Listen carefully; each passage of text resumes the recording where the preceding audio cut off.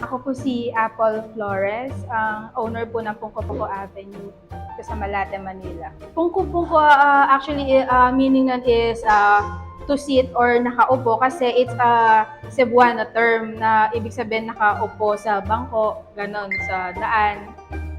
So, nag-decide kami Pungko Pungko Avenue since it's near Taft Avenue, kaya Pungko Pungko Avenue. Nag-start po kami April 2021 in the middle of pandemic.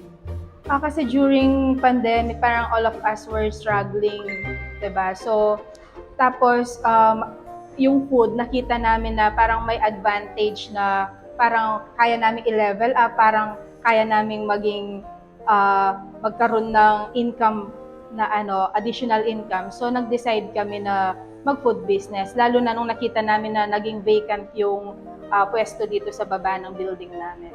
Location, because first of all, dito lang din kami sa vicinity nakatira, and nakikita namin maganda kasi maraming students dito and maraming schools dito sa paligid namin. So, I have 2 employees, pero before, dalawa lang kami. Ako, tsaka may isa akong employee.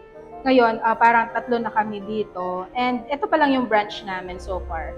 Yung products namin are Cebuano street foods, like ginabot. We have ginabot or chicharong bulaklak, liampo chips, meatballs, Shanghai rolls, any fried foods na offer namin. And we also have toslobua.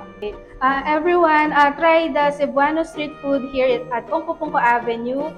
Para maiba naman, itry nyo. We have different fried foods, and we also offer toslobua where you can experience to cook by yourself.